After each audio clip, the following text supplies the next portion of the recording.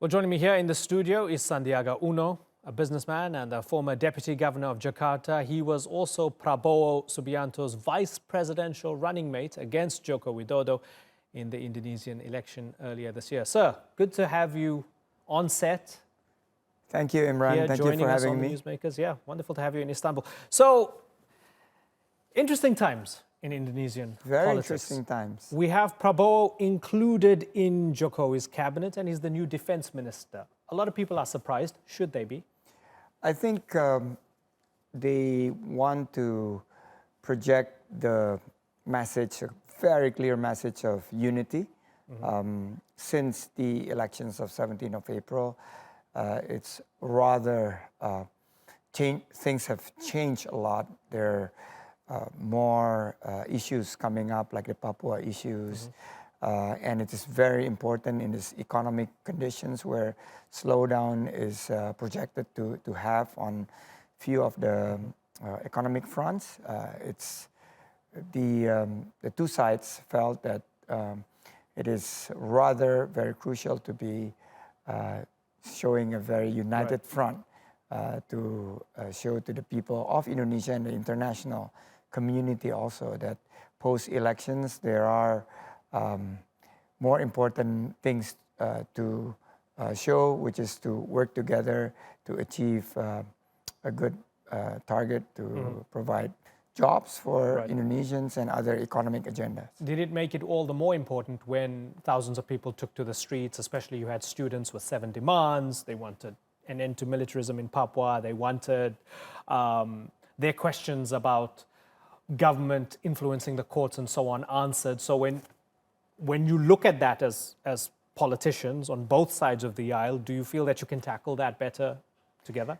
It helped. The students come to the street. It's a sign, a very clear sign that they want change. They want different directions. And we were running on a completely different platform in the past. Pak Jokowi focused on infrastructures, we focus on job creations and empowerment of SMEs.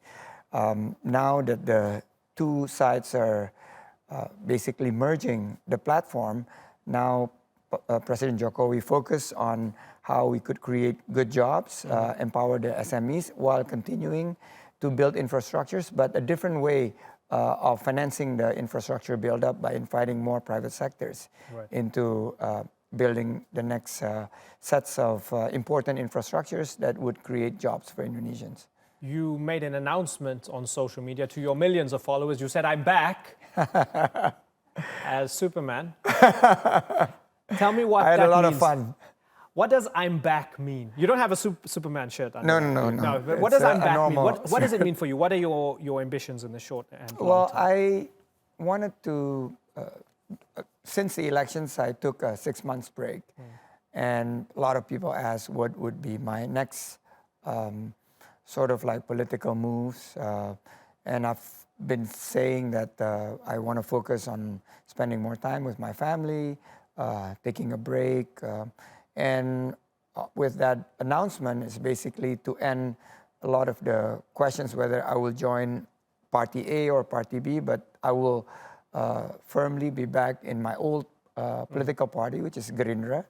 And my task, my immediate task is to ensure that the millennials, the young voters, the young generations would understand the decisions by Prabowo to join the government. And our strong supporters are based to basically work hard in the next 3 to 4 years to achieve the development of Indonesia. And making sure that the political cycle of 5 years not going to push us to be more divided and polarize the whole countries. It was a fiercely contested election. It was a divisive election. A lot of the time it was very noisy on social media, just observing it from the outside. We covered the election closely. You spoke to my colleague, Natalie. Yes, I had a lot of fun speaking with Natalie. So that was back in April, right? And something that was interesting was you telling us what you decided, what platform you decided to run on. Let's have a little reminder of what you told us in April. We believe there is always an attempt to get the majority of because Muslim is the biggest religion, and they each side wants to get the Muslim votes as much as possible. But Prabowo and I have been very clear from day one, 7 months ago. If we would like to be competitive, we need to focus on economy. We need to focus on the youth. We need to focus on the moms. So, I mean, this is interesting. Do you look back at that time and think, maybe I should have played identity politics a bit more? Maybe I should have played the Muslim card a bit more because we lost? Well, we have the post-election number. The post-election number, we did surveys, and we actually were pretty happy that actually the Muslim votes was almost 50-50. The big homework for us is actually the non-Muslim votes. The non-Muslim votes have gravitated 90% plus to not voting for us. So in a way, we've done a good job addressing the Muslim votes, and it's actually normally distributed. But we haven't, I guess we did not do a good enough of a job to convince the non-Muslim voters that we represent basically Pancasila, which is the core of what our founding fathers believed that Indonesia should be based on, which is a lot of tolerance, and we focus on making sure that even though we're diverse, but we're unity in diversity. So the framing was pretty much, and looking at the 7 months back in April, whereby a lot of people associated the, I guess, more strictly interpretations of Islam to us. We did not address that. We focused more on the economy, because had we done this, that probably the non-Muslim voters will give us much benefit of the doubt. How important is it to do that now, given, for example, the Ahok saga? You were close to it 2 years ago. I was there as a contestant also. So from the outside looking in, people would say, well, Indonesia is going down a certain path where it's becoming more nationalist, it's becoming Muslim majoritarian, the tolerance towards minorities, non-Muslims, ethnic Chinese is not that great. Are you in a position now where you're saying we need to fight back against that because that is a thing that's happening? Well, that's the reality, but I guess our focus should not be continuing the same narratives. We need to change the narratives. We need to focus on things that cause these polarizations. And one of the most basic tenets of the things that divide the people is injustice, is the income inequalities, is the lack of access to good jobs, quality jobs. Basically, what happened in Papua, you shower Papua with so much attention, with a lot of infrastructures, and yet the people in Papua felt that they are not part of the growth of the country. So I would say a very strong message from Prabowo and President Jokowi.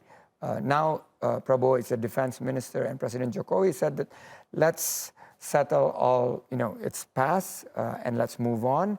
We want to focus on creating a much more, I guess, comprehensively positions to cater and solve the issues about injustice, issues about people being left out, and making sure the voices of the students wanting more and much firmer actions against corruption is heard of. Because shortly after the elections, the narratives continue, and issues about corruptions are propping up, prompting the government to reassure the people that the fight against corruption is continuing to be as a top agenda of the country. You're a wealthy man. Alhamdulillah. You're worth... Well, not as wealthy as 7 months ago, but after the elections. I mean, I guess that's the point as well, right? You're a very wealthy man. I don't know, estimates say $400 million plus. I don't know whether you want to confirm that or not. But you have used your wealth while you were attempting to get to the vice presidential position, for example. That's a fact, right? Right. Has your wealth made it easy for you to play the game in Indonesia, or easier than it's made it for others? We had a lot of problems raising funds from the private sectors, the big businessmen, to fund our campaign. And that's a fact, and it's already fully disclosed to the elections commissions. And to be honest, yes, it makes it easier because Prabowo and I can sell assets and properly, transparently disclose it to the elections commissions and put the proceed of the divestment into the campaign funds. Had it not for our own wealth, it would be very difficult. Now, I think this prompts the needs to change how elections is going to be funded in the near future, for instance, 2024. Because otherwise, if you don't have access to capital, you're going to be facing very difficulties because elections is very, very expensive. You have to campaign across 17,000 islands. It's a huge country, 270 million people, populations, and you have to buy TV ads. Right. So it's expensive, and therefore, if we can use the next 2 to 3 years to reform the campaign funding law, it will help other candidates. So maybe there's something less impolite for me to say. Okay, you're a wealthy man, but you're also a young man. And you've mentioned 2024. Are you going to be the candidate for Gerindra in 2024 to run for president? Well, basically, it's too early. We are here in 2019. The cabinet is there only for 2 weeks. It's way too early. But I would continue to help Gerindra build the party, make sure that we represent the people, we fight for the people.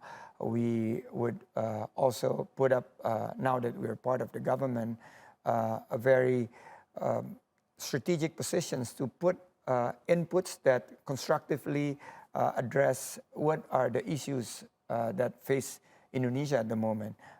Basically, how to bring in investments in, put a policy that create quality jobs, making cost of living stable. Now prices is rising. So that's the